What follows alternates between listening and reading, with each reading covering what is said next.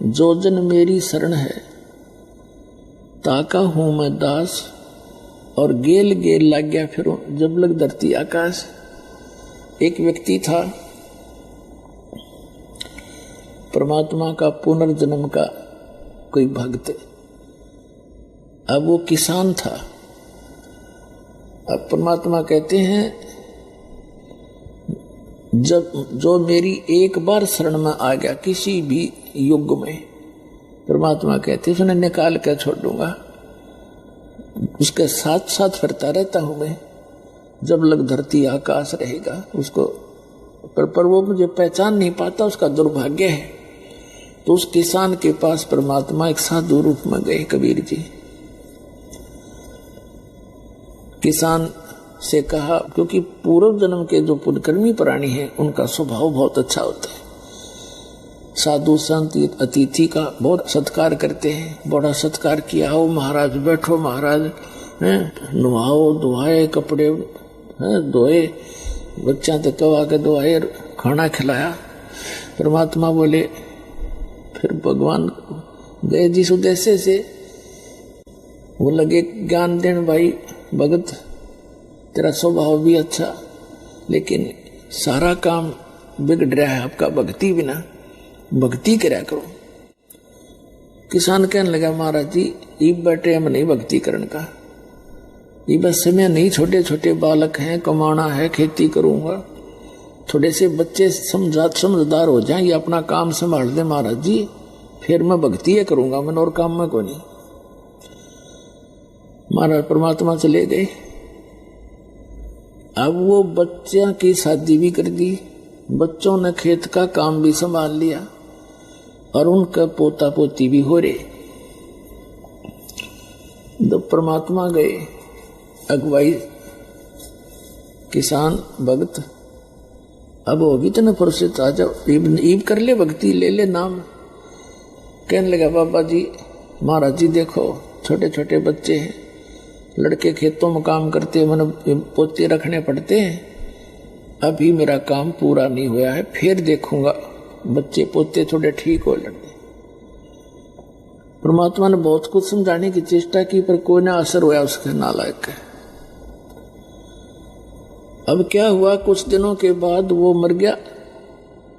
ये तो समय आना ही है एक दिन,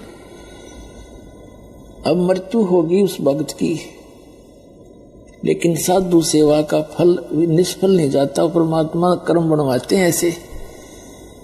उसके 2-4 बार गए, उसने सेवा शुश्रूषा की, उसके पुण्य बन गए साधु सेवा, भगत की सेवा करने से।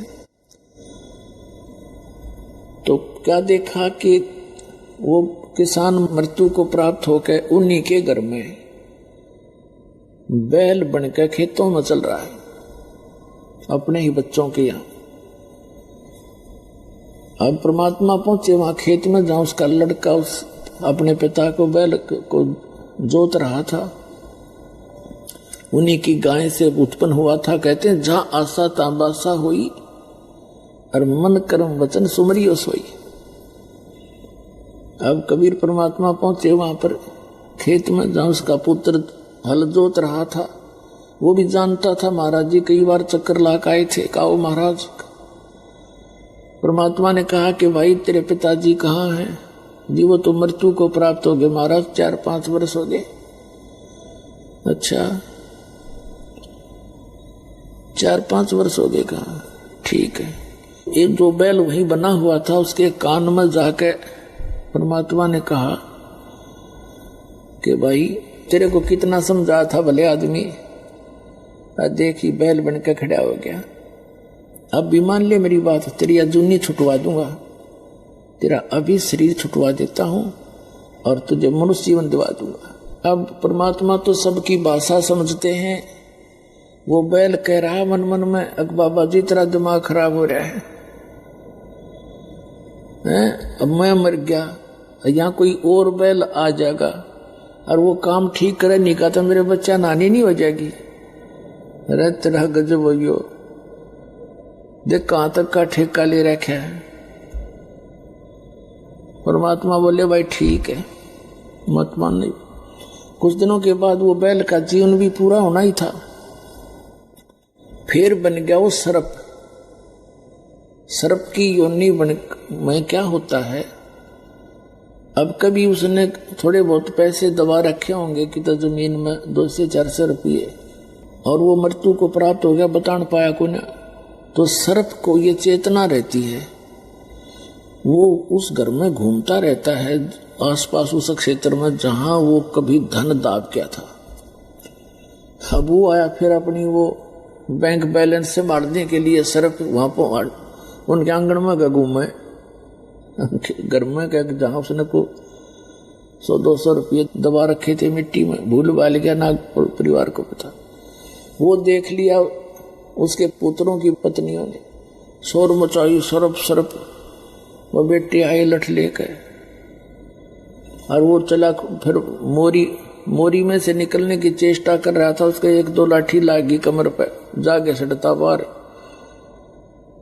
1-2 डंडा लग गया, वो टूट गया बीच से।